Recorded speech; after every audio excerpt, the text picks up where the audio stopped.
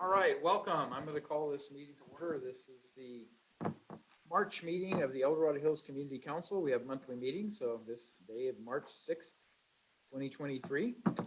And the first item that we go through is we have a brief introduction by all the leadership team members. That's what we call our roll call. And then we also recognize district commissioners and committee members present from District 1. So with that, Kathy, why don't you start and we'll just rotate this way.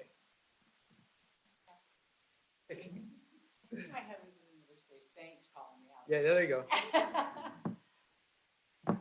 It takes a village to make me. You were busy. Hi, Kathy Dorado, and I am the Executive Director for First Five El Dorado, and we are your tobacco tax dollars at work in the community at our library community hubs that have navigators to connect folks to services through, we'll call it Rocker.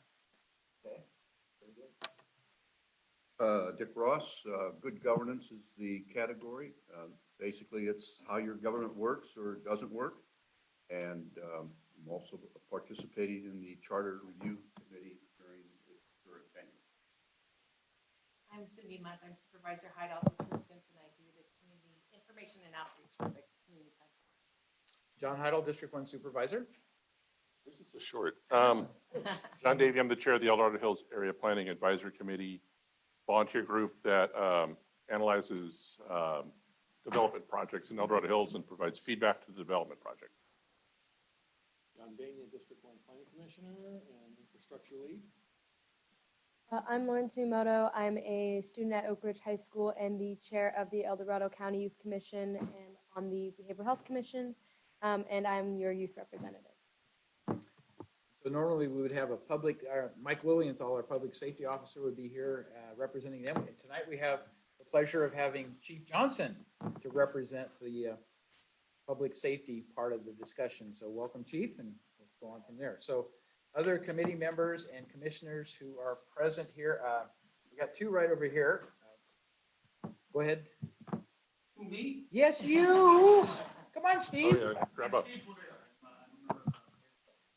Very good. Tita? Peter Bladen, Commission on Aging, and also on the California Senior Legislature as an assemblyman. Thank you. And then we got to get Tim White in here somewhere, I think. So. Thank you. And then anyone on the Wendy line? May. Wendy May, please help us understand what your role is.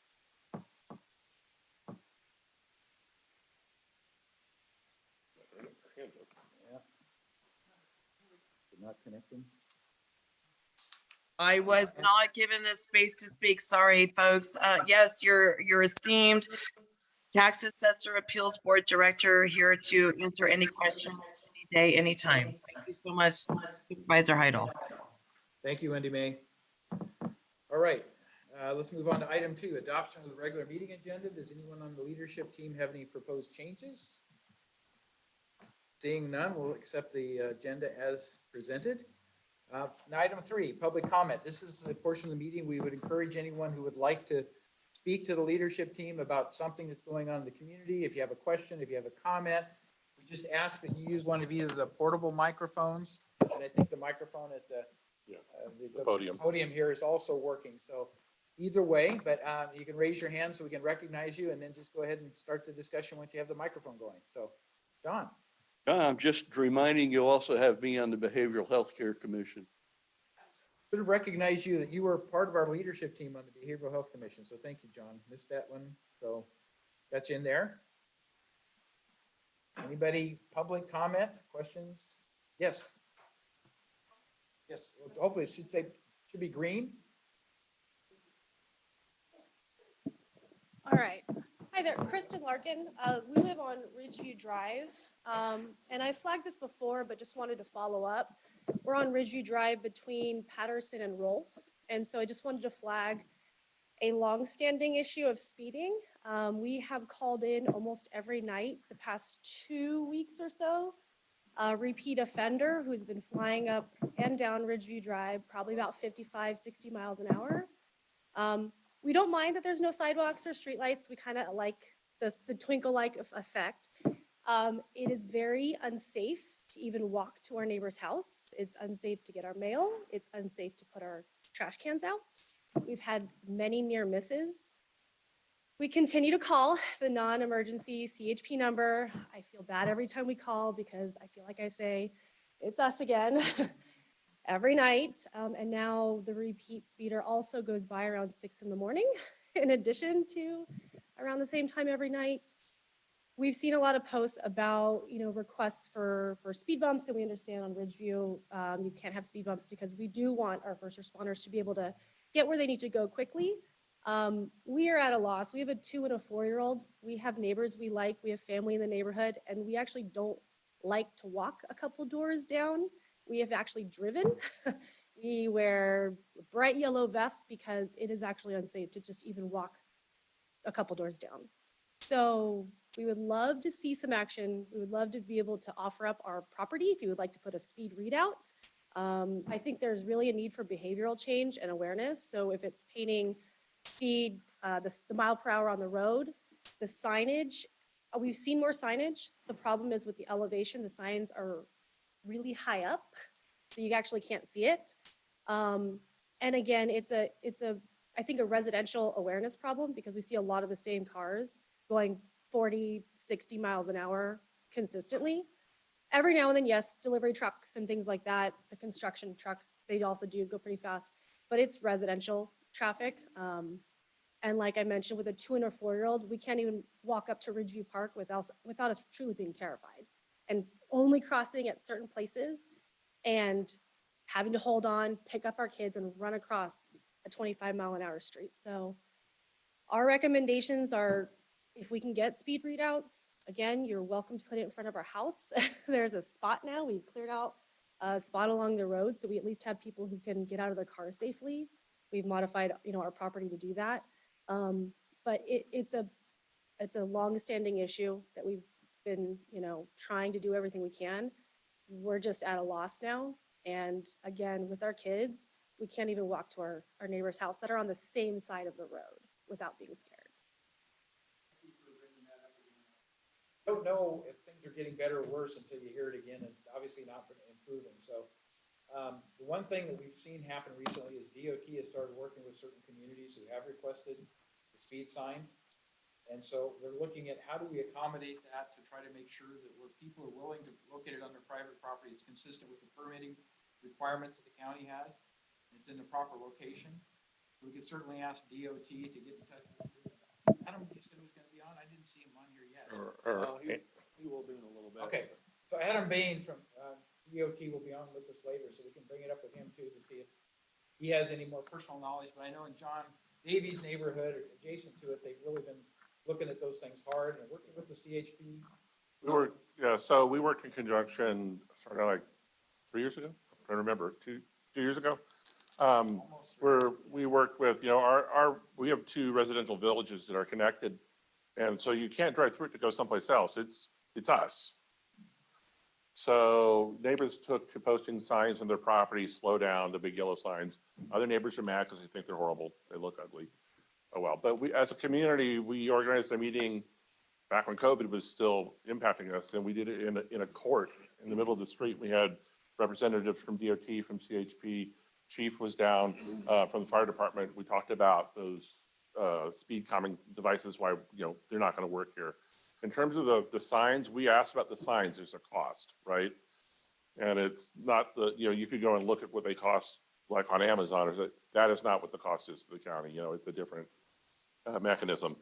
What we ended up with is that we had a series of about 6 accidents over 4 months in the same place.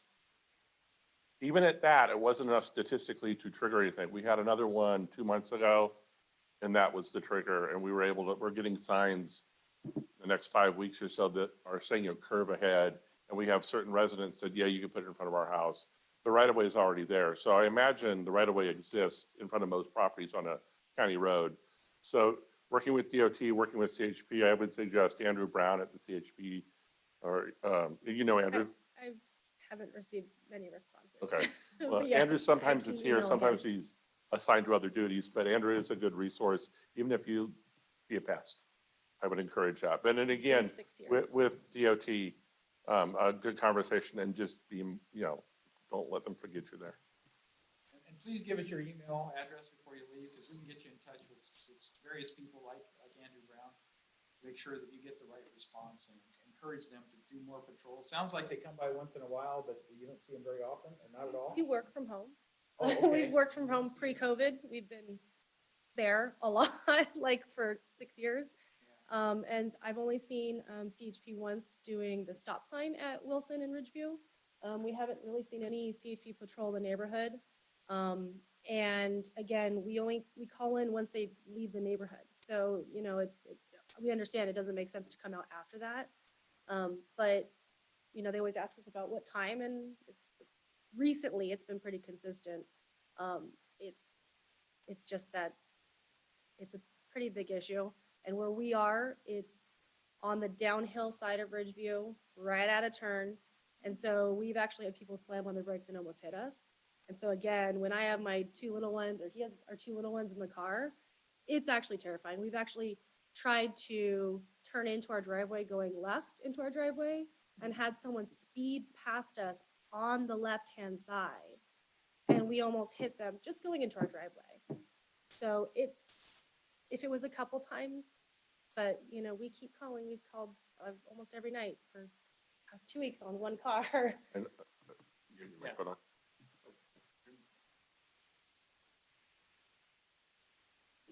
What's your nearest cross street in Ridgeview? We are between Patterson and Rolfe. Look for the black mailbox with the little yellow Amazon sign. Oh. That's us. Patterson and what? Between Patterson and Rolfe. So between Wilson and the Ridgeview Park. Yeah, unfortunately, Ridgeview and Powers, they both are kind of function as collector roads, even though you have, I used to work in traffic operations for DOT, so I know I've posted a lot of the speed zones and a lot of the roads in the county and done the speed surveys and stuff like that. When it comes to DOT, instead of CHP, it's good to talk, you know, for enforcement standard.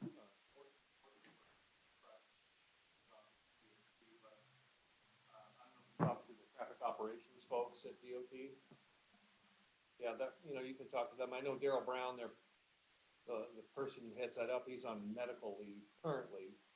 But you can talk to, call Brian Mullins at maintenance, and he can refer you to someone in the traffic operations section.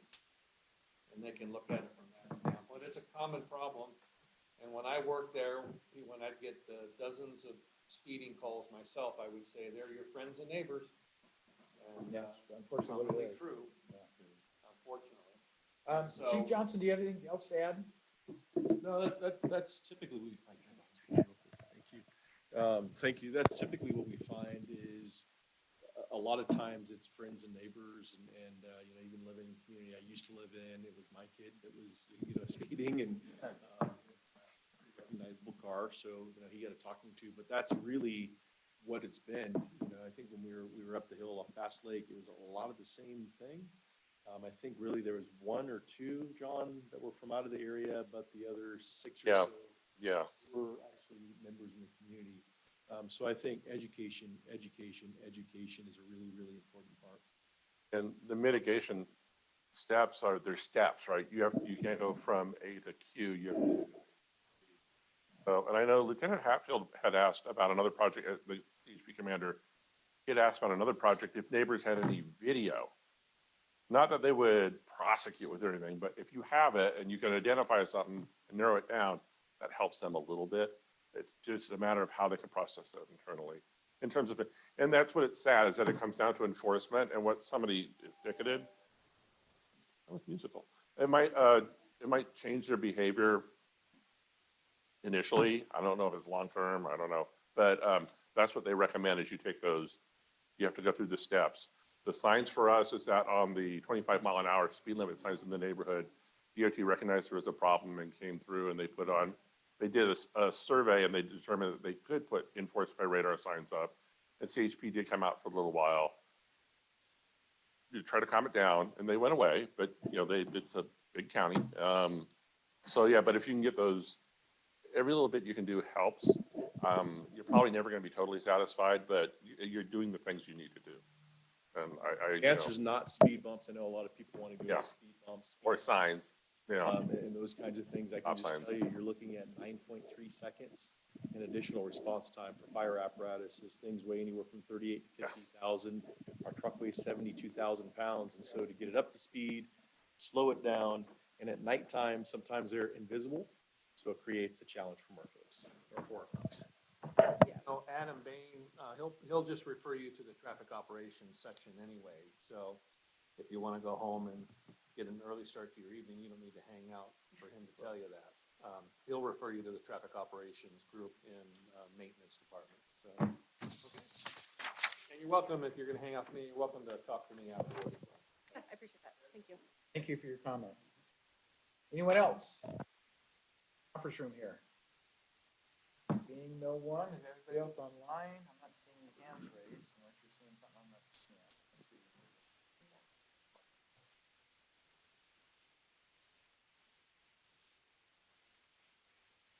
All right, so with that, we're going to move on to item 4, our guest speakers.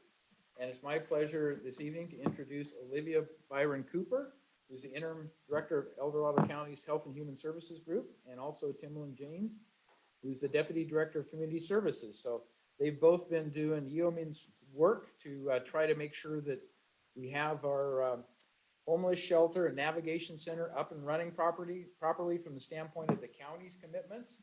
And I'm sure they can tell you about the operation, the management of it on a day-to-day basis, some of the calls that they get for service, those kinds of things. But the other thing I want to do is compliment them for putting out weekly status reports. So they do send to the board and other members of the local administration things that are happening and where they see opportunities for improvement and continually trying to make that a better situation. So with that, I'm going to let Olivia and Timlin kind of give their own introductions because you have different tenures at the county, and just kind of give us a little bit about your interest and how you ended up kind of leading the efforts with respect to the homeless shelter. So let's start with Olivia. Okay. Thank you, John, and good evening, everyone. Thank you for inviting us to be here this evening. My name is Olivia Byron Cooper, and as John mentioned, I am the interim Health and Human Services Agency Director, which was kind of an unplanned career course of action for me. You may better recognize me as the Public Health Director. I've been working for the county since 2008.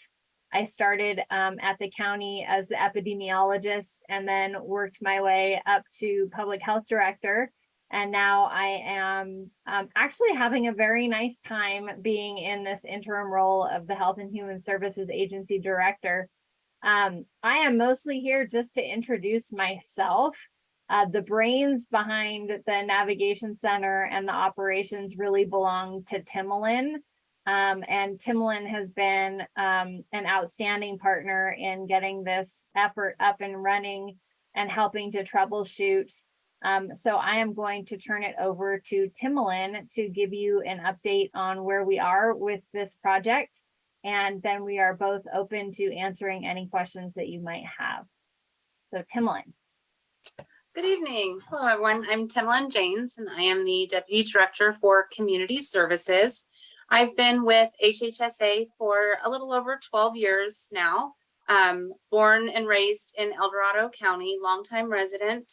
I actually spent most of my career on the self-sufficiency side of the house, but recently transitioned over to community services in August. I have worked with some of our homeless programs for over 5-6 years. So I'm familiar with our homeless response and the need for homeless response in El Dorado County. So it was exciting to get to be a part of the opening of the Navigation Center. For those of you that don't know, our Navigation Center is a 60-bed facility. It is currently in the old juvenile hall on Fairlane Court. The facility opened its doors to homeless persons in El Dorado County on February 7th. We had a ramp up period where they accepted 3 to 5 persons per day in building capacity. The targeted population was our Upper Broadway encampment, and that is because in around December, we learned that Caltrans had plans to abate that encampment So that was our first kind of trial run, working with our community partners to provide outreach, identify persons that wanted to transition into the shelter, how we were going to get them in the shelter, get them settled, begin connecting them with services. And I can say that that went really, really well. We have had a total of 46 persons enter the shelter. There, as of Friday, there were 41 persons in the shelter. So given the number of persons that have come into the shelter, that is really a strong success rate. We've only had 5 people leave in just shy of a month. Of the persons that are in the shelter, we have kind of a large variety of demographics. Something that I thought was really interesting is 6 of those persons are 65 and older. 11 are between the ages of 55 and 64. 10 are between the ages of 41 and 54. 12 are between the ages of 26 to 40. And there's only 4 that are under the age of 26. That number, it does, those numbers, while staggering, it does speak to kind of our rising population that is becoming, our largest population that is becoming homeless, which is our aging community. So I thought that was interesting to see. Once persons are in the shelter, let me back up. The shelter, we contracted with Volunteers of America to run the day-to-day operations. Volunteers of America has case managers on site to work with persons that are in the shelter. And then we've also contracted with the upper room to provide meals to the persons in the shelter. They provide a continental breakfast, a sack lunch, and then a warm dinner each day. While they're in the shelter, the case managers work with our community partners as well as our HHSA social workers in our housing and homelessness division to help persons become ready to transition out of the shelter into a more permanent living situation. So in those efforts, we have some community partners that are actively supporting the shelter by coming into the shelter and providing services. So the Humane Society has been a great partner. They've donated some crates, some collars, leashes, harnesses, different pet supplies. Marshall Hospital is on site 1 day a week to assess and link persons to needed medical services. And one statistic that I think is really important to call out is in just 3 weeks, it's a little over 3 weeks, they have successfully connected 3 persons in the shelter to the CARES program, which is clinically assisted recovery and education. So they're helping persons seek recovery services. So I think that's really important to note. We also have El Dorado County Health and Human Services Behavioral Health Division coming into the shelter 1 day a week. They have 4 hours dedicated to assessing and connecting to behavioral health needs, and then 4 hours dedicated to SUDS, which is the substance use disorder services. Again, connecting to services and assessing. We've recently had conversations to look at whether or not that time frame is sufficient to connect with all the persons in the shelter and connect them to services so that they can continue or begin and continue to receive treatment while they're in the shelter. So again, so that they're looking to stabilize so that they can successfully exit to a more permanent living situation. We've had, I think it's this week or next week, our registrar of voters is looking to connect with persons inside the shelter. We have some AA meetings that Volunteers of America is working to establish and set up. And then also we have a meeting with our probation partners later this week to, excuse me, it's week after next, but to see how probation can also help support the navigation center. And I don't want to ramble on, but I'll just mention 4 success stories that we've seen so far. So we have a female that is in her 40s. She entered the shelter her first week. And this kind of gives you an idea of the services that we're providing to help people become stabilized. So she has not only secured a state ID, but she learned that she does have a valid driver's license. She's enrolled in Medi-Cal so that she can begin seeking medical and behavioral health services. She has engaged with Vision Service Plan, VSP, to get a new prescription for eyeglasses. And most notably, she's engaged with Social Security to reinstate her Social Security income that had previously been suspended. So Social Security, if you don't know, can be a difficult system to navigate, and especially when you're homeless. Persons have a hard time navigating any system. I have a hard time navigating some systems. So imagine someone that is worrying about where they're going to get their next meal or when they're going to get a hot shower. So she really wasn't able to connect to any of these services, but in 3 weeks, she's been able to accomplish all of that. And of course, once she is able to get that Social Security income reinstated, it truly increases her chances and opportunities for transitioning out and finding stable housing, because a lot of landlords don't want to rent to someone if they don't have a steady income.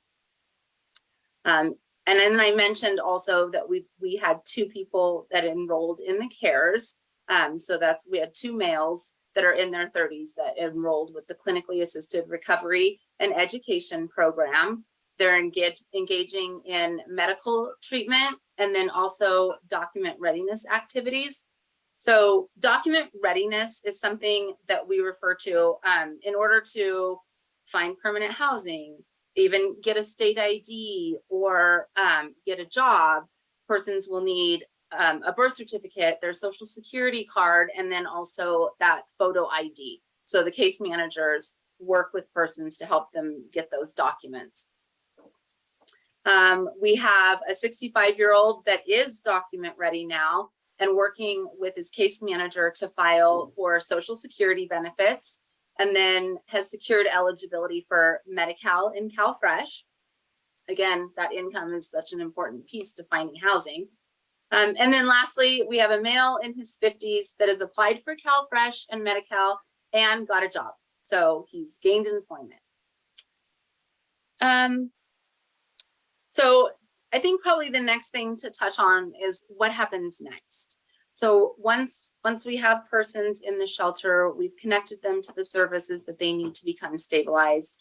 The next piece is that housing search. And this is where we have already begun working with county partners to identify what are our next steps and how are we going to help these people truly be successful, because the Navigation Center is a Band-Aid. It's not a permanent fix. So with Olivia's leadership, we've already set up meetings with county partners. I think our first one is actually Friday to identify what are we going to do next? How are we going to help these persons transition out of the Navigation Center into a more stable living environment? We have had a few, they're referred to as critical incident reports. And that essentially means when there's been a call for service. I think as of Friday, I want to say there was maybe 4. Most of them have been related to behavioral health of some sort, whether it be persons needing to engage in behavioral health and they haven't had that opportunity, or persons that not inside the shelter, but on their own, maybe were utilizing substances, which I think we know most often someone utilizing substances because they're self-medicating for an underlying condition. But then the calls for service have been really minimal in comparison to the number of persons that have been in the shelter. I do know we had one person on Friday that they were, law enforcement was called and they were removed from the shelter, and they did go in on a 5150 hold to the psychiatric facility, which is actually a good thing because they now have the opportunity to stabilize. And hopefully once they're stabilized, they can re-enter and then receive services to stay stabilized. So I think with that, I will open it up to questions. Is there anything that I missed that I can answer for you? Leadership team? Questions or comments? Yeah, have there been any complaints with, residents or potential residents, walking up and down and maybe creating any kind of nuisance with the adjoining county offices or businesses and stuff? Have you had any issues with that? So that's a good question. And yes, we have had a couple of complaints from the partner, our ag department shares the same parking lot. And there was some misuse of a bench, but we've worked with the ag department and I've worked with VOA in making that connection to make sure that we're addressing it and that the shelter guests understand where they can and cannot be. They were utilizing, they were sitting on a bench smoking in an area that is a designated no smoking area. And then their pets were also using areas that weren't appropriate, but we're working through that and all parties are open to the communication to make sure that we get that corrected. Thank you. I was just curious in terms of what, as you open the center up and you're having sort of this pilot area that you're testing in Placerville, did you get a good positive response from the residents that were there? The homeless persons, the unhoused people that were in that area, were they receptive? Yes. And was that communication effective, that they know that the resource is there for them? Yes, the communication was effective. And I'm going to throw out a rough statistic. I'm going to say probably about 80% of the persons that were living in the Upper Broadway encampment entered the shelter. Our outreach team consisted of HHSA social workers, law enforcement partners, both EDSO and Placerville PD, and then some of our community partners, Housing El Dorado and the Upper Room. And they performed outreach every day, every work day, I should clarify that, beginning February 7th. And I think there was, maybe only 2 or 3 days where persons didn't choose to enter. The intake process is somewhat lengthy in that they are, Volunteers of America launders the person's clothes, cleans their belongings that they're bringing into the shelter. So they typically only do 3 to 5 intakes per day to ensure that that person has the time that they need to get their, to do the assessment and transition into the shelter. So the outreach each day, persons were identified and went in. And there were no events at the encampment during outreach. If persons weren't interested, they just either didn't come out of their tent or didn't engage with staff, but there was no one that was openly opposed to them being there and performing outreach.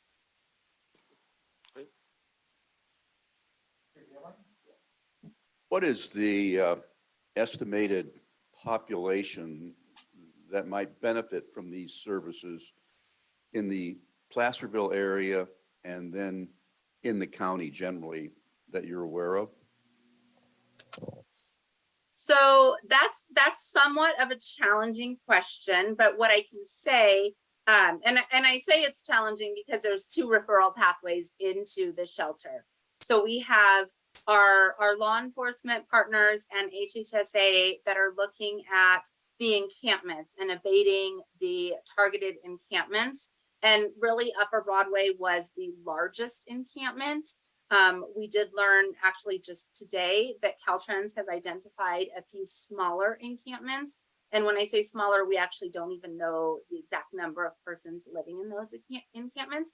So those will be targeted because the encampments will need to be abated. So we want to make sure we have enough beds and a pathway in.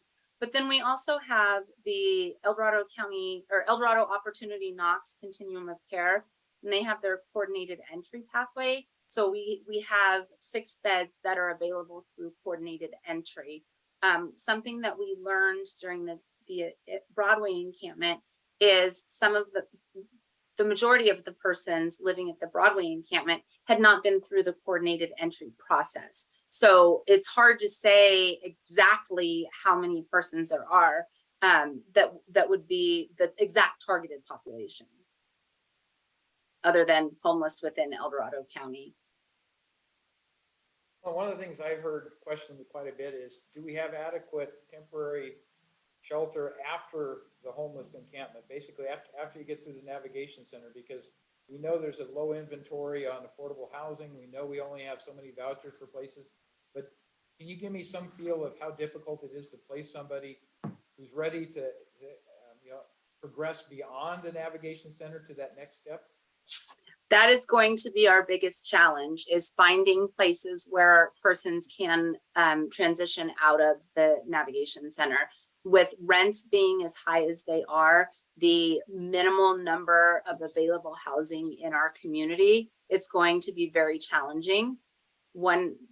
A couple of things that we look at are developing relationships with landlords, shared housing opportunities. But even shared housing opportunities are challenging for persons with behavioral health concerns, right? It can be hard to live with someone when you don't have trauma and behavioral health concerns. But when you do have past traumas and behavioral health concerns, it makes it even more difficult to live in a shared housing environment. So that is going to be our most difficult challenge to overcome. So do we have a plan as to how we're going to take that on? I know Housing El Dorado, Frank Porter's on, and I know they've been helping us in a lot of other outreach. But do we really have a solid plan as to how we're going to bring more available housing into the picture?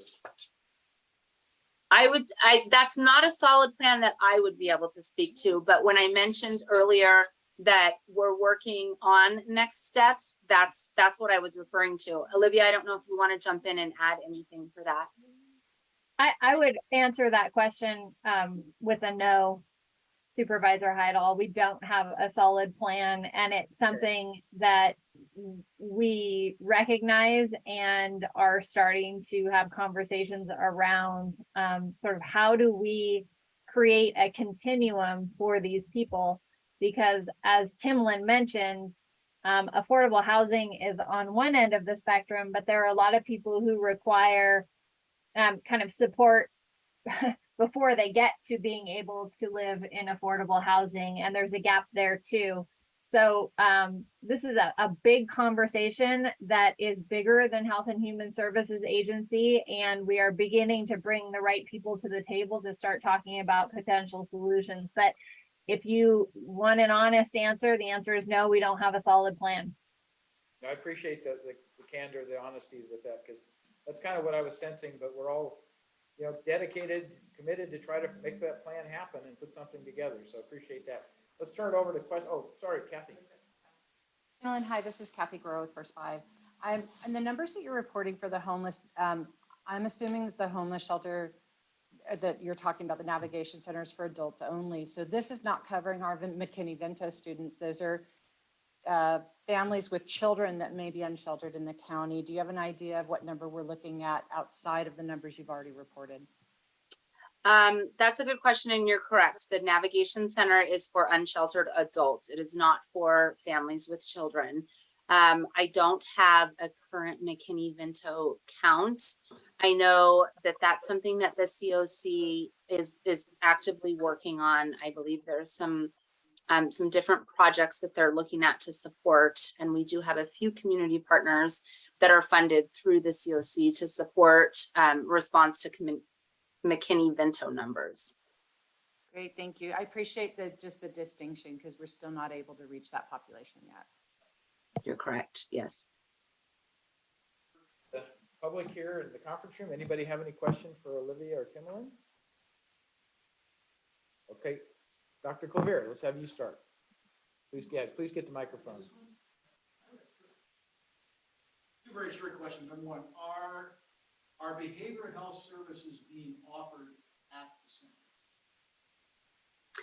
center? Behavioral health services are, yes, there is a behavioral health worker that goes to the navigation center to perform assessments and then connect to services at behavioral health.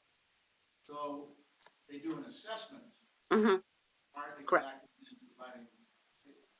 Not the ongoing treatment. And the clients will have to go someplace else then to get the service. Yes. Has there been any consideration of providing services? There has been consideration. One of the challenges that we run into is the shelter size is not big. There is one room that has been identified as a meeting room available for county staff. And actually, this is a conversation that we had with I had with Volunteers of America on Friday.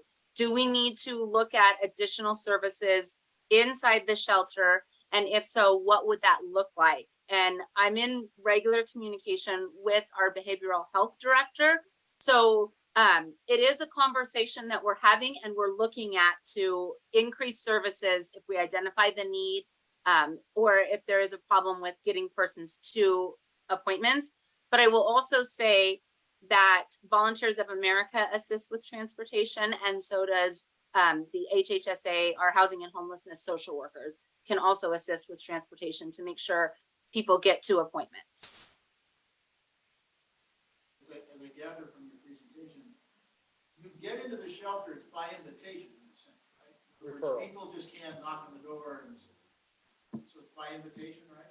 Is that correct? It's correct. It's by referral only. And that's, I mean, unfortunately, it is only 60 beds. So it's not going to house all of our homeless. John? Could you give me the breakdown of male versus female in your current population? I think that age demographic was really helpful. I'm just wondering about the other side of the demographic. You know what? Let me see.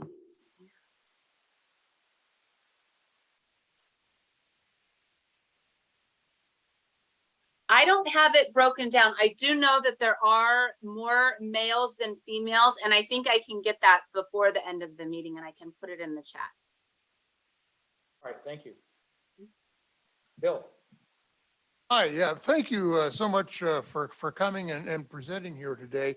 I know your facility is located in Placerville. Given that, I'm assuming that you keep records as to where these clients, for lack of a better term, come from within El Dorado County. So can you give us an indication of where they come from in El Dorado County? Let's say South Lake Tahoe, for example, or do they come from here? If you wouldn't mind, that'd be appreciated. Thank you. Yes, of course. So currently, the persons in the shelter have all come from the Upper Broadway encampment. But yes, we do keep track of where the persons come from. We have a homeless certification that identifies where they were staying that is uploaded into it's called an HMIS, which is a homeless management information system, so that we can identify where those folks come from. Our next steps are looking at additional encampments and performing the outreach prior to the encampments being abated. And then also the COC, which is the continuum of care, opening up their 6 beds for referral pathways. They will utilize their coordinated entry process to identify the most vulnerable persons. And that is also all tracked in our HMIS system. Thank you. Okay, not seeing anyone else in the audience. I see one hand raised. David Zielinski. Can we promote David? The panelists. Just open up. Okay, let's go ahead, David. Thank you, John. A few things. So Tim, I think you might remember, I'm the service officer for the Legion and the Marine Corps League. So about 8% of your homeless are going to be veterans. Those veterans all have get out of hell cards.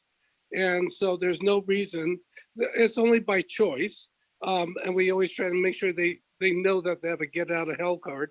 And it's always sticky. They can't throw it away. It's stuck on their finger. So make sure that everyone knows about that. I have spoken to Harmony Armstrong and brought Tim Whalen of the Citrus Heights Vet Center with me. So just want to make sure you know that. I'm hoping and praying that you will allow parole agents and probation officers to go in and look at the facility. Otherwise, I cannot get anyone on probation or parole into the facility. I run into this with Salvation Army on North B Street or I think it's B Street, maybe it's N Street in Sacramento. And so if you can make sure that we do allow people on probation and parole into the facility. After all, you're gonna have to have law enforcement come in when someone hits someone else in the face anyway. So please allow that. I think it wasn't 100% clear if that was gonna happen or not when I spoke to Harmony. The bridge house is great for probation, but it's not enough for, it doesn't have enough beds for everyone on probation. So, all right, there we go. The next thing is I keep begging people to please do discharge planning when people are in custody. I get reports when veterans are going to be released. So I have some lead time and I can help them with their get out of hell plan. And so I've never once, out of hundreds of inmates, I've never once said, oh, don't worry about it, David, the county has it solved. So yeah, I've always had to worry about it. So now that there is a place, please try to do more discharge planning while they are sober, focused, grateful. They have their brain meds in their system. Thank you, mental health services in the jail, if the person will take the meds. I have so much higher chance when they're in custody and about to be released. So I'm begging for that service.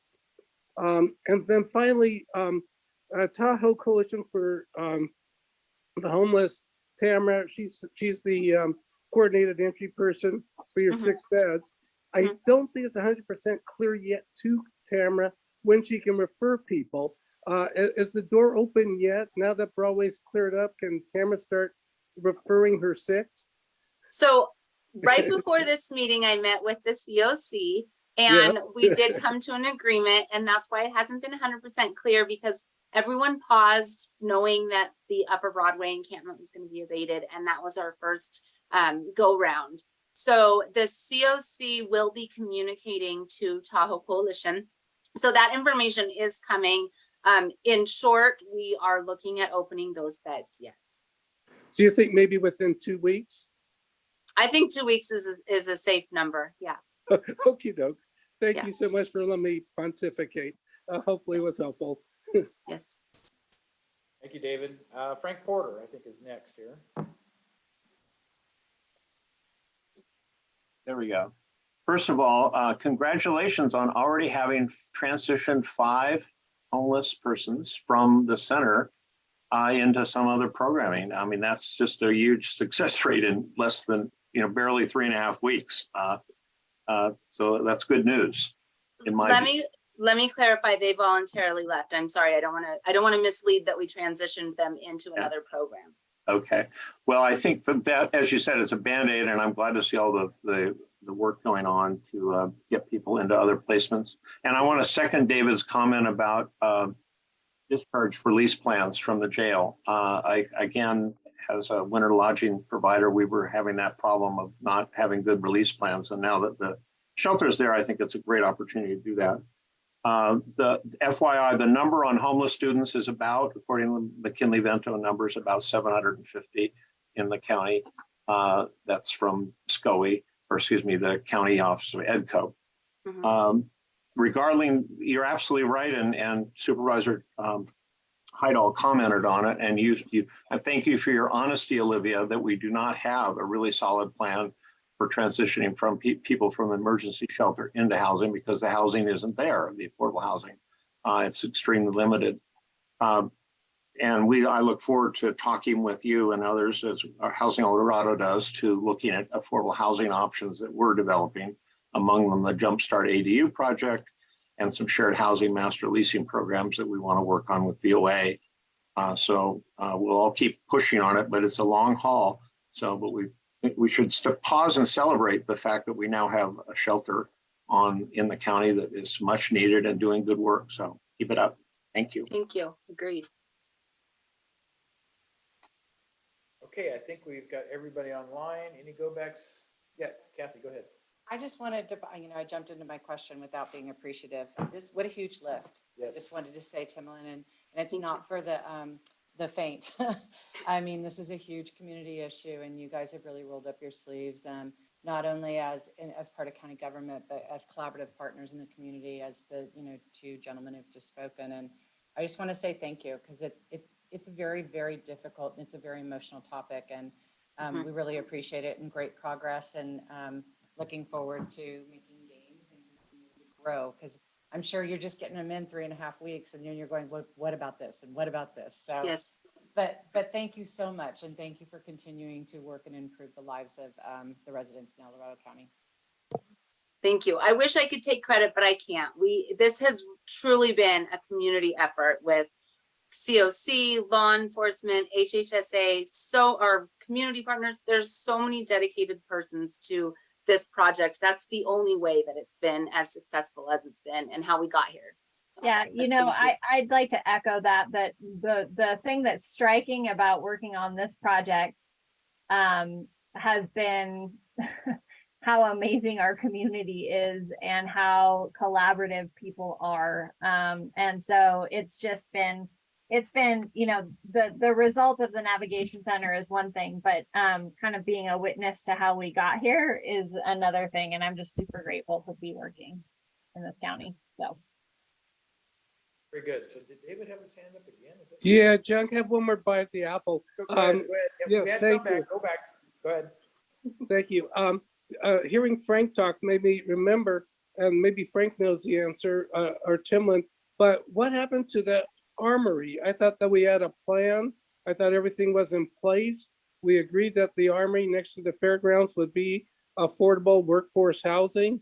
There was a charity that I thought had a contract to do something. Any news on that? Yeah, Frank's probably the best one to report on it. He's got Yeah. his hand up. So I'm happy to report the project actually has a new name. It's called Clementine Placerville. It's going to be 84 affordable housing units, really very nice looking apartment community at the former Armory site. And it's received its entitlements. It is still putting together its funding stack to get the funding together for these, which are very complicated, often involving usually 3, 4, or 5 different funding sources to build them. And so it's coming along. They're just taking a little longer to get the funding put together. The increase in interest rates did not help the situation, FYI. So, but it's on its way, David. What do you think, Frank? Another year? I no longer make these predictions. Fair enough, Frank. And so I'll just mention that that's a city of Placerville oriented project as opposed to the county, since it resides, the property is within the city's boundaries, but the county actually dedicated some property to the city to help make enough parking area and entrance and exit more easier. So it's a collaborative effort, but the city's certainly the lead. So very good. All right, with that, I'm going to extend my personal thanks to both Olivia and Timlin for all the great information, all your hard work, and just keep us informed. And if there's things that we can do at the board level, if there's things that the residents can do to rally and support, to help look for affordable housing, wherever it may be, because with the advent of ADUs and those kinds of things, with people considering building more or having them brought in now that are prefabricated, we may be able to meet the demand on a shorter term basis than what would normally be a construction type cycle. So we'll all hope some of those things happen, and we'll at least be able to satisfy part of the need that way. But again, thank you very much. Really appreciate you taking the time, and great discussion. Thank you. Thank you for the invitation. Yes, thank you. We will invite you back probably at some point, but yeah, hopefully with more. We'd be happy to be back. Yes. All right, excellent. Thank you. Okay, all right. Thank you. So with that, we're going to move to item 5, supervisor communications. The first 2 are simple. There's nothing new on Central El Dorado Hills, and there's nothing new on the Costco project. I will mention that the El Dorado County Grand Jury is starting its new term, and they're actively recruiting civic-minded volunteers to serve. So if you have an interest and you have the time, please reach out to the Grand Jury Committee. We can get you contact information. So if you get a hold of our office, we can give it. Bill could probably give it to you as well. I'll put the link too. Okay, you got the link in there? We'll put the link in the minutes. So But it's a very worthwhile civic duty that I think a lot of us have either done or would like to do. And in my case, it's would like to do sometime in the future when I really have the time to dedicate to it. But it really does help the county and all of the special agencies, special districts and stuff get a better grounding, I think, on the, at least not, and nothing else, the perception that the public may have on some of the services we're offering and some of the things that are opportunities for improvement. That's kind of, I look at opportunities for improvement. So I'll mention that one. Then I jumped the gun on the El Dorado County Human Rights Commission future discussion. That's going to be on next Tuesday, March 14th. So instead of tomorrow, it's next week. Actually, the discussion tomorrow is more centered on CDAC. That's where I had the confusion. And we're going to be selecting a ad hoc committee to serve with staff to look at how we might realign the CDAC, which is Community and Economic Development Advisory Committee. So that was one of the recent actions that the board took on. And so that's the one on the agenda tomorrow is appointment of an ad hoc committee. And then the last one, the El Dorado County Department of Transportation has obviously been working a lot of hours, 7 days a week, to deal with all the critical storm cleanup activities, resolve drainage issues, expedite snow removal on all affected county roads. And there's people up in the higher elevations that are not even plowed out yet from the standpoint the county hasn't had the time to get to some of those more rural areas. So, and in some cases, PG&E power is still out. So you can imagine what it's like trying to survive in your house with no power and no way to get out. So fortunately, they're pretty survival-oriented individuals, and typically they have a pretty good food stash that they've taken care of, those kinds of things. And the sheriff's office is paying welfare visits on a frequent basis to people we know have medical issues in those areas. And some of actually read about one that was done via a snowmobile because you couldn't get into the senior resident any other way. And they actually ended up evacuating them and taking them to ER because they felt the condition was bad enough they needed to get to the emergency room. So, but we'll continue to acknowledge all the hard work that's going on there. I receive a lot of comments about why can't I get the brush in my road cleaned up and stuff from the storm that happened back in December. And that's the answer. Nobody could have anticipated the series we've gone through here with all these storms and various other things that have happened. So DOT is doing their best, and they are looking at bringing on additional contract services to help get some of that cleanup done. So I will leave it at that unless anybody has any questions or something. Yeah, Richard. Maybe it's just because I haven't seen the right information. Was El Dorado County included in the disaster request that the governor packaged? Not the most recent one. We've had several disasters, but not the most recent one. And part of the reason why, as I understand it, is every county has a different threshold to meet in terms of eligibility. And evidently it's damage related. So how much damage can you really attest is there? Because that brings in state funds and FEMA funds both. And we have not, in my understanding, got even close to meeting that threshold because we don't have a good assessment of damage because a lot of it's still under the snow. So until we get to that point, you know, maybe a delayed determination or whatever, but they've gone out and tried to pull in all the information they could from the various agencies, from the county agencies and others, EID, et cetera, to try to determine what this county-wide damage is to date. And it turns out there isn't a lot that they can really track and say, we're gonna have to replace all these. I guess I'm confused then by the phrase disaster relief. Right. As to what kind of physical disaster that has to be demonstrated?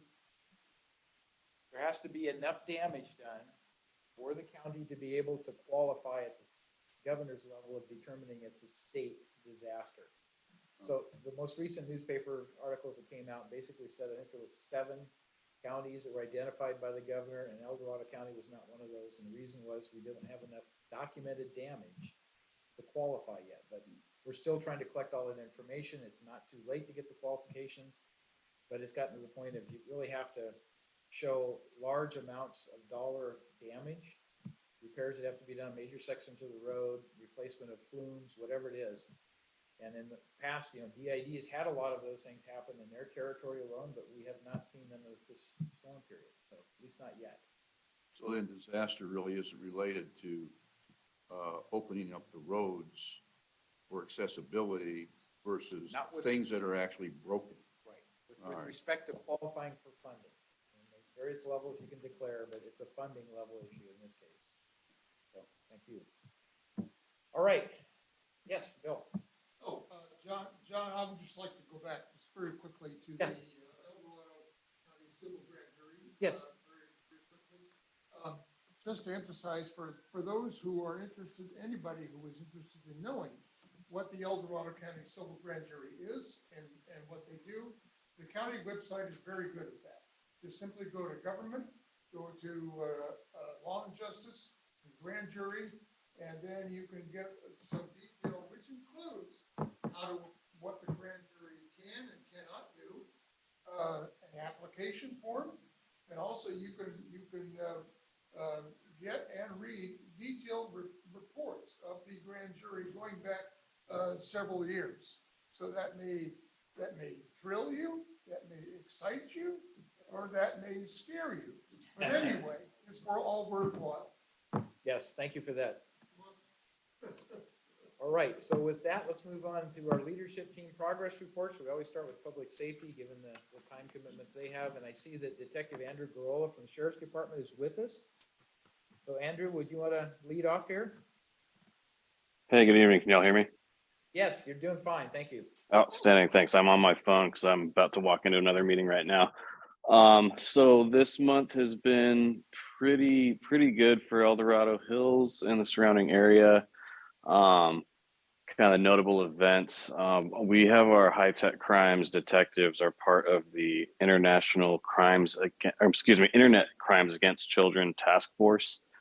And one of our detectives went to an undercover school where he was notified that he will probably be picking up cases based on the activity that they will be doing at that school. And sure enough, he did get contact. He was posing as an underage juvenile, was contacted by a subject who agreed to meet him for lewd acts at the Regal Cinemas. We got a whole team together and took that guy down, got a good arrest, got a lot of good charges, probably gonna get a lot of time out of that. So that is something that we are going to be continuing to move forward on in the near future. And the other thing that we have kind of up and coming, we recently have sat down with Target Loss Prevention and their investigators.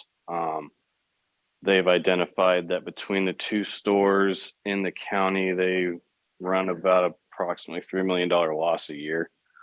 So, and that's actually one of the lower losses. The highest loss in the state's actually Sacramento Arden store. And due to that proximity, we've got a lot of frequent flyers that come out of Sacramento up to the EDH Target and then head up to Placerville. They kind of run a chain of thefts.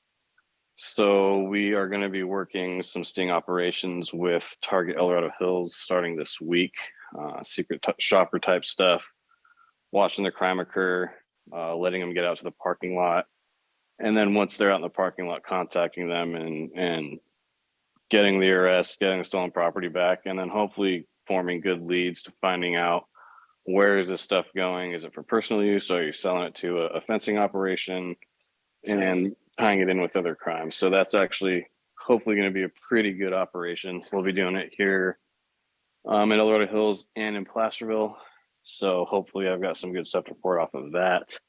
Otherwise, nothing hugely notable in the El Dorado Hills area. Obviously, we've got a lot of guys out, like you talked about, doing welfare checks in the snow.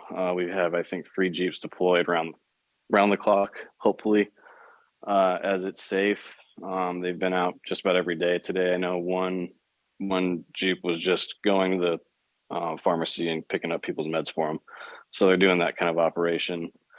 Shout out to CHP. They did assist us last week with rescuing somebody out of their home that couldn't get out. They landed a helicopter pretty much on their street and flew them out to medical services. So that was a huge interagency cooperation thing too. So unless anybody has any questions for me, that's all I have. Very good. Leadership team, any questions for Detective? Everybody present? I think we got you covered, Andrew. Thank you. Appreciate your comments. All right, y'all. Talk to you next month. Yep, take care. Bye. Bye. All right, I don't see our CHP representative on here, Andrew Brown, right? So Let's go to the fire report.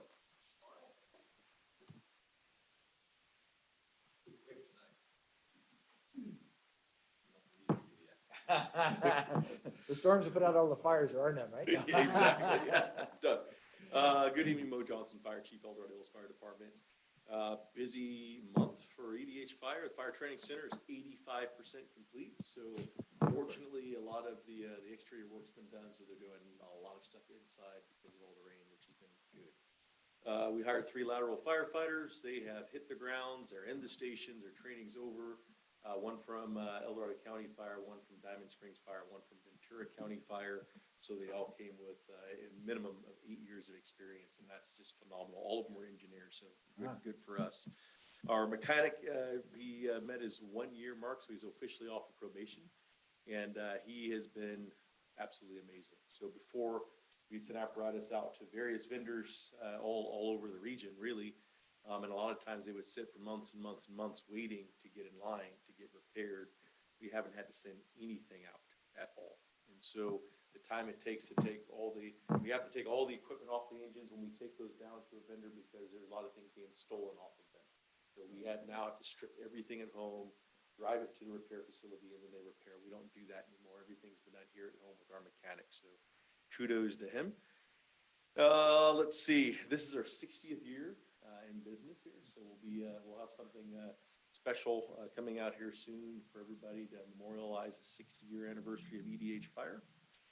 We did have the passing of Captain Logan Anderson. He served a number of years here with El Dorado Hills starting in 1976 and retired several years ago, but he did pass, and we had his ceremony recently. Peggy Willis Memorial Bench and Learning Library, we participated in that. It was a wonderful event. It's a great tribute to just a tremendous individual. And so we're very, very proud of that at Station 84. Captain Nelson was recognized by Kaiser Hospitals, Kaiser Hospital, Barton Memorial, and others for him assisting, if you will. I guess there's 2 doctors, 2 nurses, and a fire captain paramedic all on an airplane in Hawaii, and a female passed out, and she basically stopped breathing, her heart stopped, and the team were able to get pulses back, and she's alive, and today we walked right into the hospital over there at Kaiser to thank everybody and give everybody a hug. It was pretty cool. We'll have a presentation here at the March board meeting, and she and her family will be here, so that'll be a special event for us. Last piece I have for you is we are tracking a weather event coming in right now. This weather event's different from several of the last in that this will be high rain is what's being predicted at about the 5,000 foot level, which is not exactly what we want because rain melts snow. And then that creates a potential risk of flooding. With that, the Emergency Operations Center is open. It's being staffed with El Dorado County Sheriff's OES personnel as well as fire representatives in the EOC. We're also looking at or working with state OES on pre-positioning units. I think we're going to try to staff an additional engine up here to assist, so more to come on that one. Some of the challenges we've had to do really just with electrical outage, power outages. There's a ton of snow, as you all know, and so just getting to the incidents are different. Our ambulances, our fire engines just can't make it to your front door as we would normally do. We do have some specialized pieces of equipment. I know you heard the sheriff's talk about the Jeeps are using. A couple departments have side-by-sides with tracks, snow tracks on them. We're using those types of vehicles and then just hiking in. And so it is tremendously difficult to get in. I would advise anybody that has any medical conditions and those kinds of things, get out before you're trapped in because we might not be able to make it into you in a timely fashion. Supplies is another thing. Make sure you have plenty of supplies. Please do not use generators inside. It creates a CO issue, and CO is a colorless and odorless gas, and you and your entire family will pass away and you'll never even know what was coming. So that happens all the time, especially when there's a lot of snow out there. Last thing I have for you is just the snow loads. The homes in our region on the west slope truly weren't built for the types of snow loads that traditionally we have. We're not built for that. So The snow loads that we have today, they're epic. And so if you're starting to hear the creaking, the cracking, those types of things on your roof, you need to evacuate your home because your roof could potentially come down and all of that weight is going to come down. There's been several instances of roofs collapsing, especially on flat roofs in large commercial buildings, grocery stores and things like that. If you're not in an area that has a snow load rating, you're probably not going to have that amount of weight capacity in your building. So just think about that. That's all I have. If you have any questions? Yes, sir. Do you have a date for the grand opening for the training center? We do not. We intend on having a soft opening, and that's really to get the crews out there, start practicing and training in that. We're looking probably in the fall to do a grand opening. That's just to give everybody some time, plenty of notice, and work out all the bugs. Great. Love to attend. Great. Thank you. I just wanted to say thank you for last month's presentation. Do you know that they make light bulbs that go dawn to dusk and have motion sensors in it? So new mailbox, new lights, made an impression. So thank you very much to our law enforcement and fire department. Thank you. Outstanding. Thank you. Anything else? All right, very good. So let's go to our youth commission report. So Yeah, so the Youth Commission is continuing to try to garner support for our peer advocate program, kind of being headed by Matt Smith, who's been directing a lot of the mental health services for youth in the county. And so we're going to be meeting with some community leaders soon to try to get their support and educate them a little bit about what that program is going to look like, as well as on-site administration, so that we can also educate them as students about why this program is important and what we want it to look like inside of the schools. We are also trying to work on gaining some more student representation in like community organizations just like this.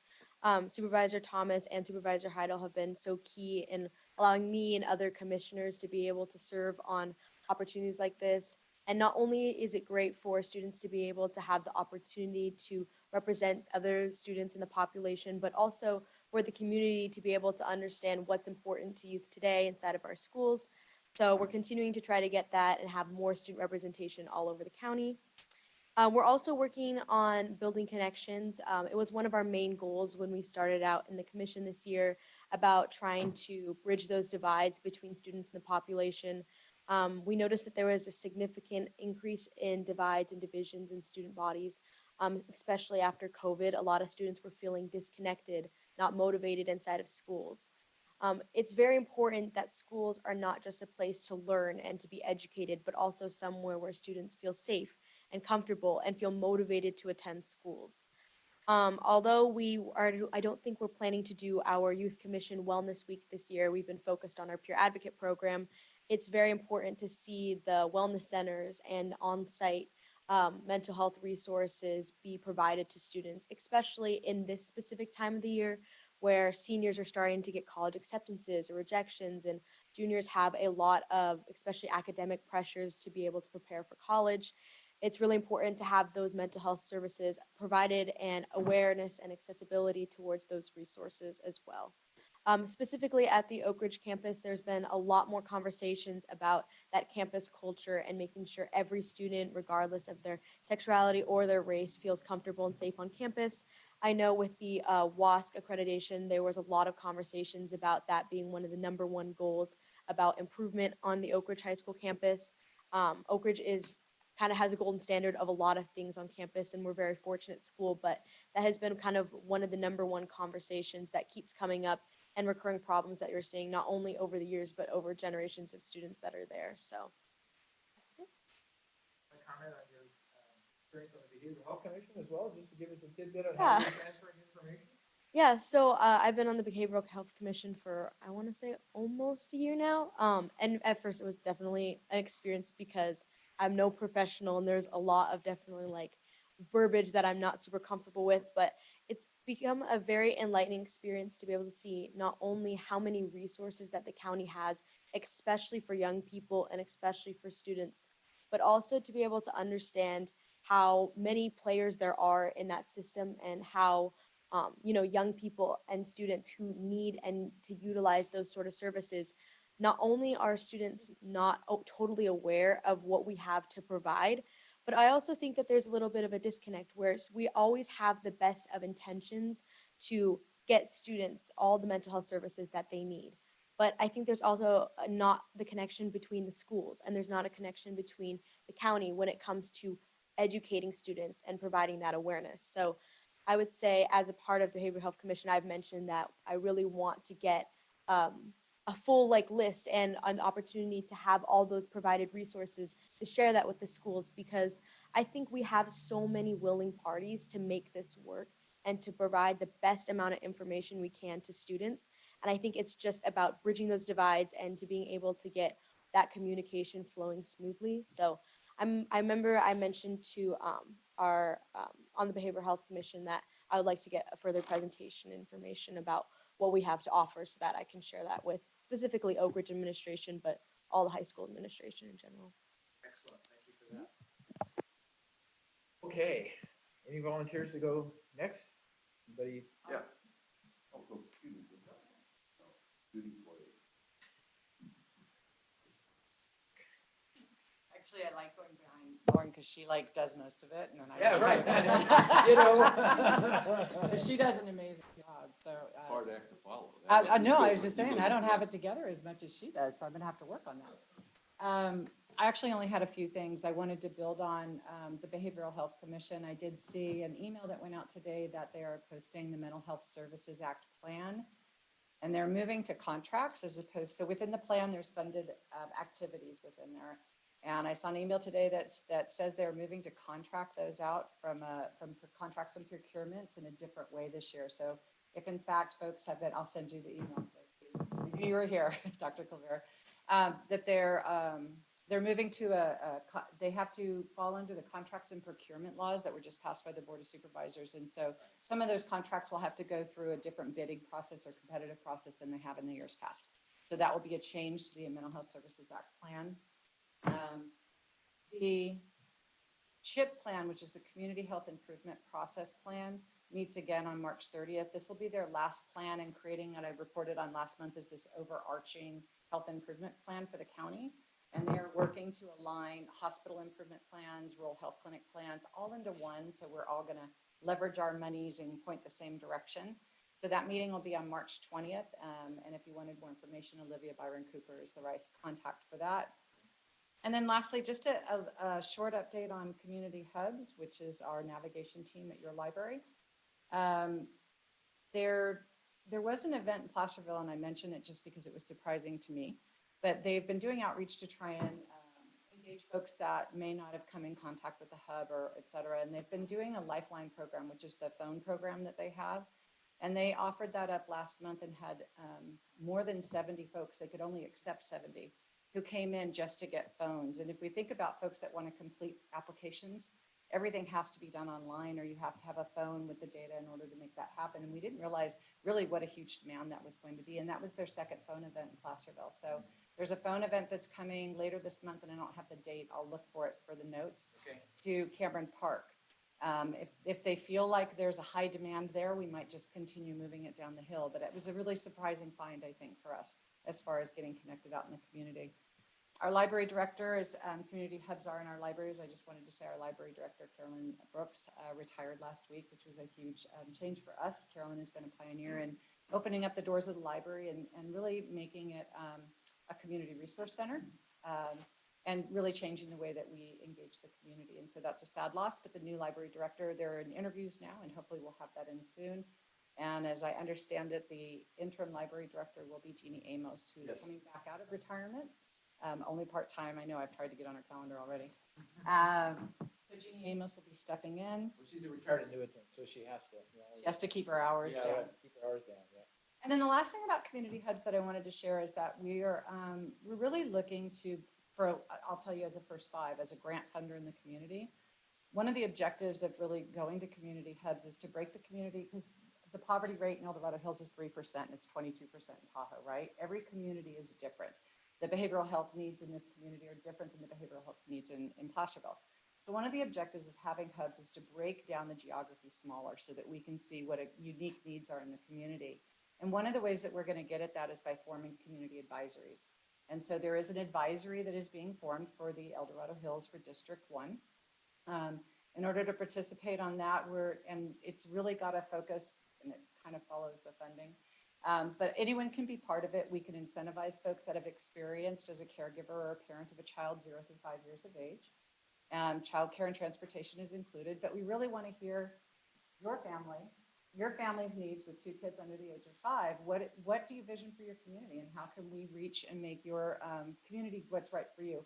What do you want? How are the services working, and how can we do them better? And so if anyone is interested in joining that advisory or know who wants to be part of it, I'll leave my email address for the notes, and please have them reach out. Each one of these advisories is happening in each area. They're all completely different. They're all whatever you guys want to make it happen, and we'd really like to include the community voice in that. That's it. Excellent, thank you.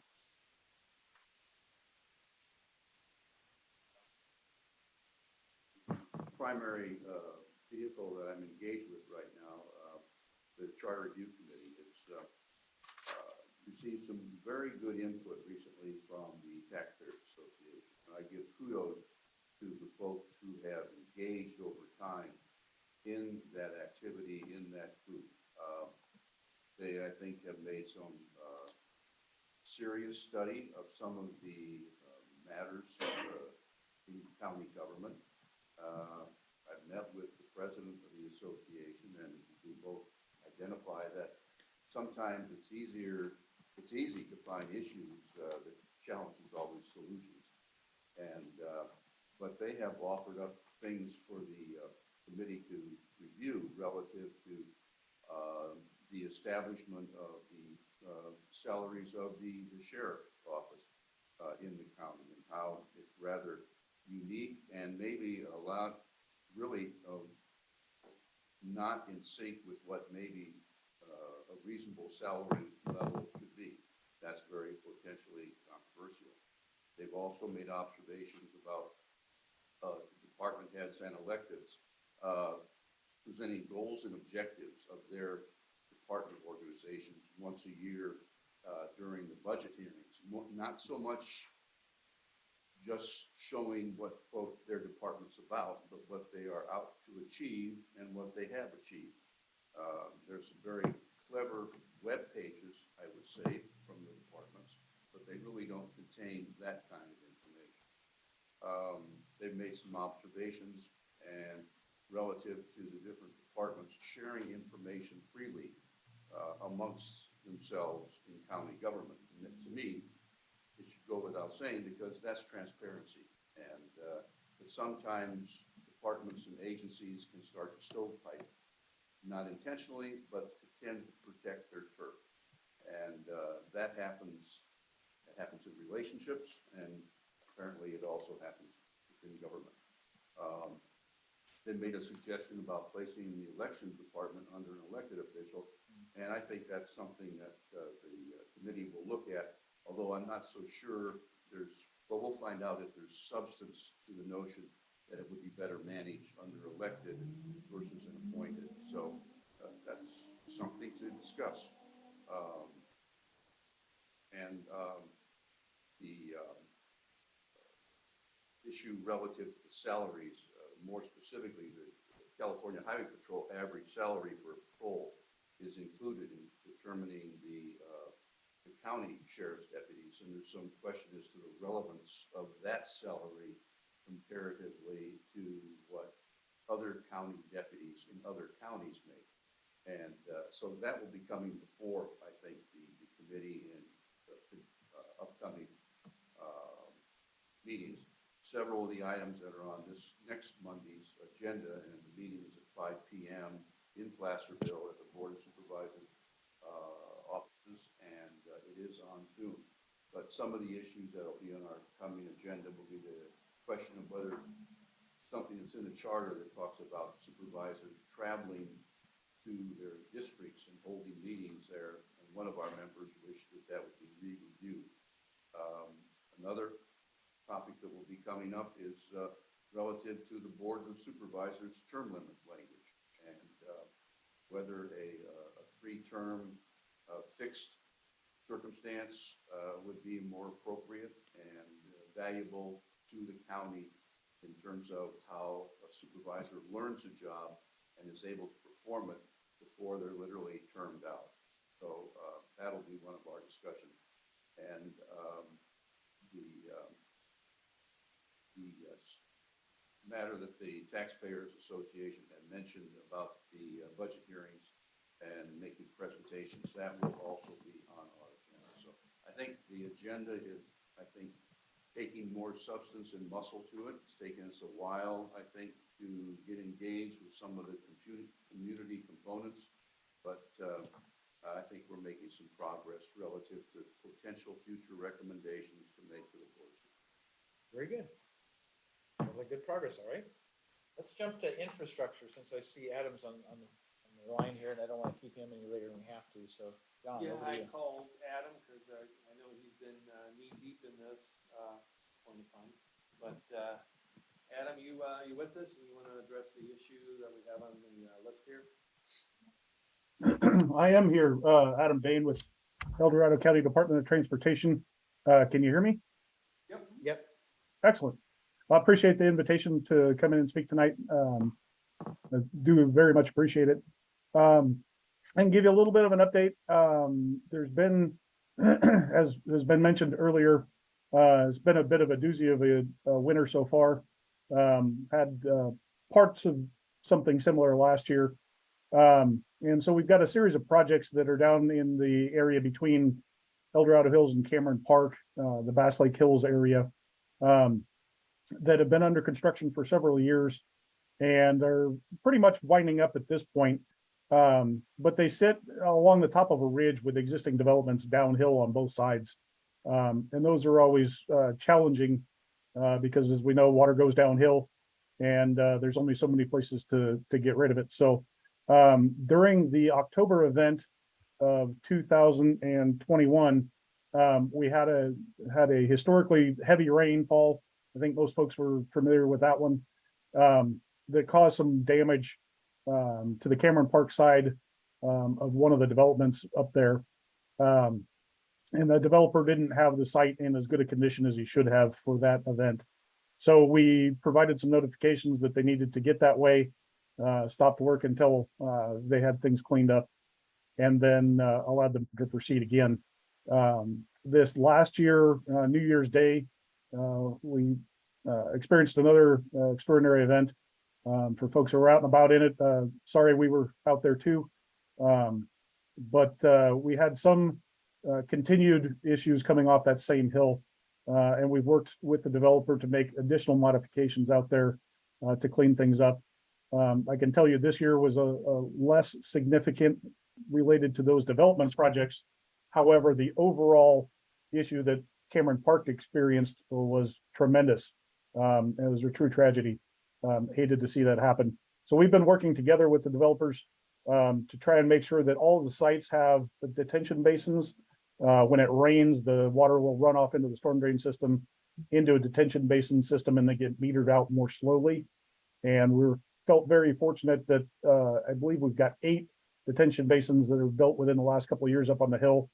And I visited each one of them during the New Year's Day or Eve storm, and they were all functioning correctly. So that was good news. However, we did still have isolated incidents of runoff coming off of some sites into neighboring properties. So we've been working with those property owners and the adjacent developments to make sure that those things get cleaned up and are functioning as the way they're supposed to. And I can say that we're in much better shape than we were before. We've gotten the developers' attention to make sure that this doesn't happen again. But that's related to the newer development projects. Some of the historical issues we've got down in Cameron Park are not easily resolved and are going to be part of a bigger picture cleanup that has to occur at some point. But we're working with folks as best we can to identify all the little things that can be done that cumulatively make a difference for the folks downstream. So we've been engaged with it very heavily. We've had folks out on site every day for rainfall all winter. And we're trying to keep up on things as best we can. So I'm more than happy to answer any questions anybody has.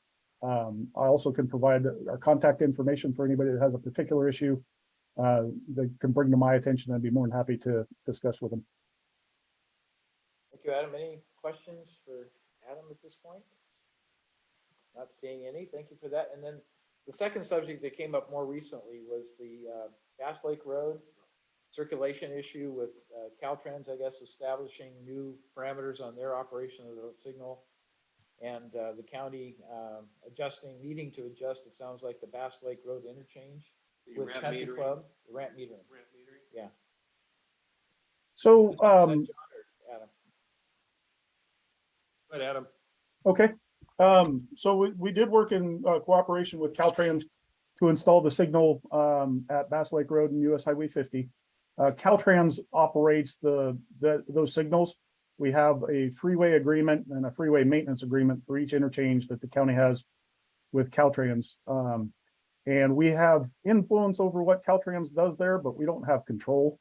They're the ones that get in the cabinet and establish the timing. So we have been in contact with Caltrans regarding the timing of that signal. There was discussion about it earlier today. So we will work with them, and they're generally fairly receptive to making tweaks and changes as we request to make sure it works for everybody. Their primary purpose is to make sure traffic doesn't back up onto the freeway. But we both have mutual interest in making sure those things are optimized to the best of our ability. So there is contact being made. Our signal superintendent deals with the Caltrans coordinator on a daily, weekly basis. So there are conversations going on that way. So hopefully we can make that a little better. As for the metering lights coming on, that again is a Caltrans operation that they put into place for their operations of Highway 50, and we've got less, ability to restrict or affect that. But we do have a lines of communication with Caltrans to bring up those issues and have discussions. And as I mentioned, that was also discussed this morning. And I believe our director is going to be reaching out to Caltrans here shortly. Okay, thanks, Very Adam. good. I know John David had some personal experiences, so we don't need to bring that necessarily, but. No, my personal experience is that in about the course of about 20 minutes, I had about 6 residents email, text, or otherwise contact me going, what is going on with those metering lights? Complaining, that they're taking 20 minutes to get onto the highway from Country Club. And that's, 1,700 feet, right? So it's not that far. But mostly that it had, even to the degree that it had blocked the road so that they couldn't even continue on Bass Lake Road to get to the eastbound on ramps. So, and then the signal timing at Country Club, which I experienced a little bit the same day, where you just sit at that light and it changes for everybody else, but the southbound red does not change for about 2 or 3 cycles sometimes. So I think I'd reported that before, but that was probably last year. But I hadn't heard that it was a problem anymore, and apparently it was on that day. So, and hopefully I only heard from 2 people today. So Getting better, I guess, huh? And my answer is it's BOS1 at ED. Oh, there we go. Thank you. And here's the phone number. And then Cindy takes those calls. Well, I know Shane Cohen as the signal tech, and he's very much engaged in Yeah. what's going on there. We appreciate the response. Yeah. Yeah. We understand you're busy. A little bit. Well, we're busy all over, but not too busy to make sure that people can get back and forth to work. So appreciate you pointing that out to everybody's attention. And if it doesn't get worked out in the next couple of days, I assure you there will be more conversations between our director and Caltrans to make sure that things are operating. But Shane's kind of our go-to guy in the field, and he's got a pretty good relationship, and we're hopeful that they'll get resolved at that level. Fingers crossed. Thanks, Adam. Thank you again, Thank you, Adam. Adam. Appreciate it. Thank you all. Have a great evening. Why don't you just continue with APAC then, John? Well, I just wanted to add Okay. one thing. It's not not directly related to El Dorado Hills, but at the Planning Commission this Thursday, we have, for those of you who like wine, we have the ranch marketing and winery ordinance, draft ordinance. We're gonna hear that this Thursday. So should get some interesting comments concerning that. So a little quiet though in the Planning Commission. We do have another item, concerning a commercial project, but that's pretty vanilla. So, but that's about it. Just wanted to report out on that. That's going to be very interesting on the ranch marketing. Very important, the agriculture up the hill and throughout the county, support of that. So, okay, just wanted to add that. Thank you. Okay, APAC. We are meeting next Wednesday here in this room, March 15th, 6:30 PM. We'll also have a Zoom component, so we'll be streaming it live as well. And it looks like we'll probably be adding a YouTube component, so we could reach people who aren't using Zoom. We'll see. We'll see how well that goes. So, and the reason why is that our main project topic, we're going to briefly discuss Summerbrook, the residential development along Green Valley Road, and they have some options they're talking about in lieu of a traffic signal that had been conditioned to install. And we've been talking with the applicant's consultants, so we'll have a little update on that. But the main topic of the evening will be the Project Frontier, which is a conditional use permit primarily, a very large proposed distribution center there in the south end of the business park. Talked a little bit about it last month, both here at the Community Council and at APAC. APAC officers have spoken, I want to say it was in January, maybe it was beginning of February, but with the applicant, they have an NDA with their customer, their tenant, where they cannot say who it is or what it's about, and we can all speculate. And apparently a lot of people have been, because it's all over that social media everywhere. And you can imagine everyone has an opinion. So for APAC, the important thing is that we hear about it. We hear it directly from the applicant. They'll be answering questions as best they can. They'll have a presentation to make. We're talking about 2,000 employees. We're talking about, I don't know, we had some conflicts with the size of the proposed buildings. There had been, their marketing website had said, I think about 1 million plus, and then the actual application said closer to 4 million, and then the TAC meeting document had said in excess of that. So we did submit a rather lengthy document asking about just a lot of questions just for the TAC meeting. And of course, we're not invited to participate in the TAC meeting, so we don't know the nature of that discussion or what happened, if there's a determination on if it's a project that could just be ministerial that the planning department or the planning commission can provide their feedback on, or if it's something that's going to require a mitigated negative declaration or even an EIR. But the project area is zoned for that use, industrial and R&D.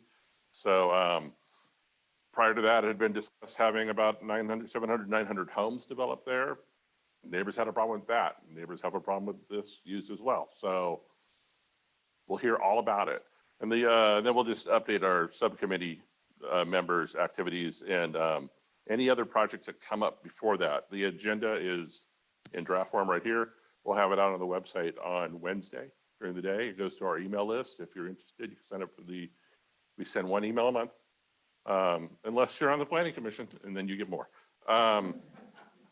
So we send that 1 email just to let residents know what our agenda is, when we're meeting, what the links are for the Zoom session. And then there's an opportunity, if you have questions that you can't be here, that you want to submit in advance, you email them in on the Monday prior to our Wednesday meeting.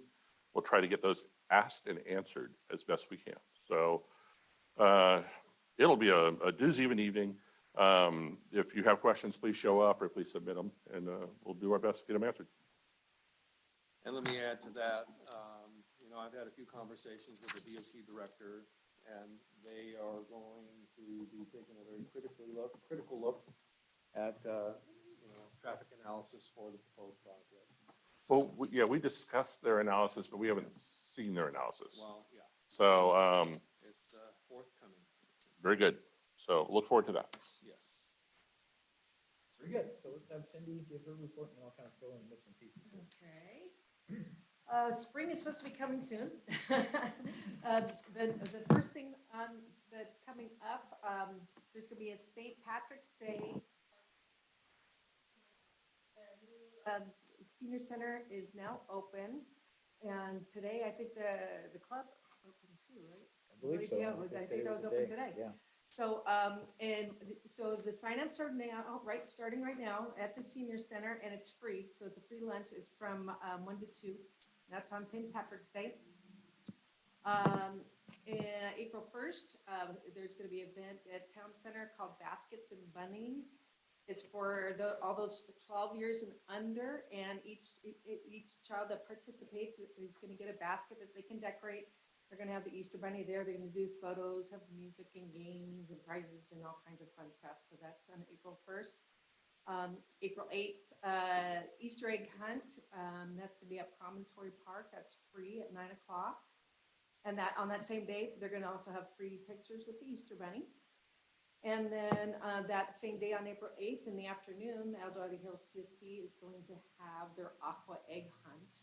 The kids, that one is, they have to sign up. It's $18 a child. The kids go in the water, grab eggs, and then they exchange them for prizes. That's what's coming up. Very good, sounds good. So I'm gonna pick up economic development here, just to let you know that there's 4 new appointments that are scheduled to the Community and Economic Development Advisory Committee for tomorrow's meeting. Districts 1, 2, 3, and 5 have new appointees.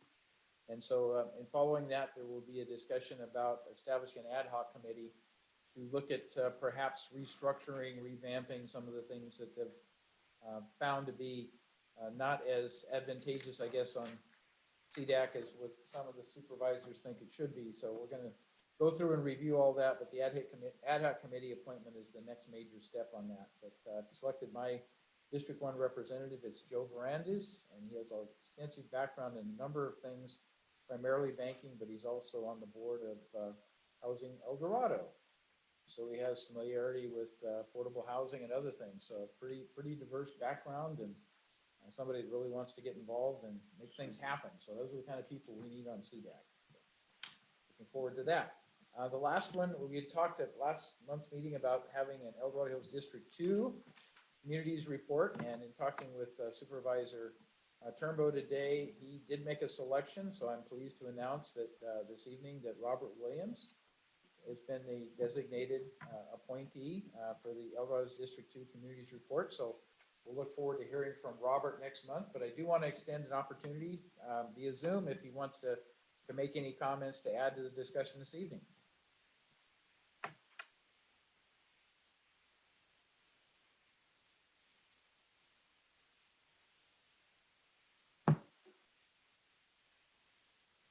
Need to unmute. Robert?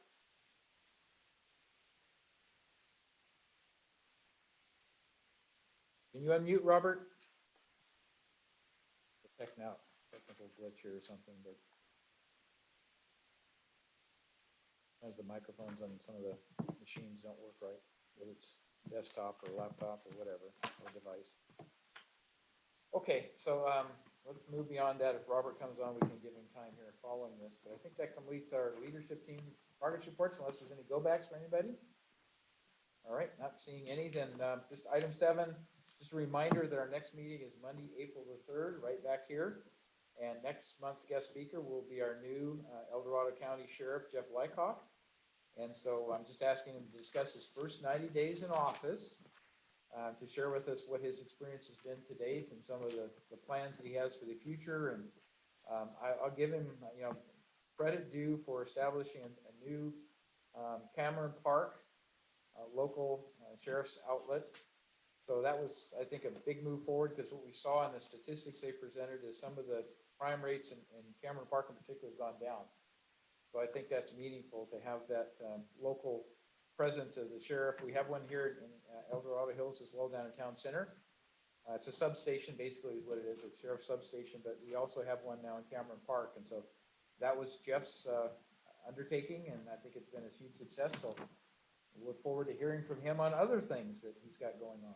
So with that, and Robert, can you unmute yourself? Looks like we're just not being able to communicate. So there you go. Hi, John. I will attempt.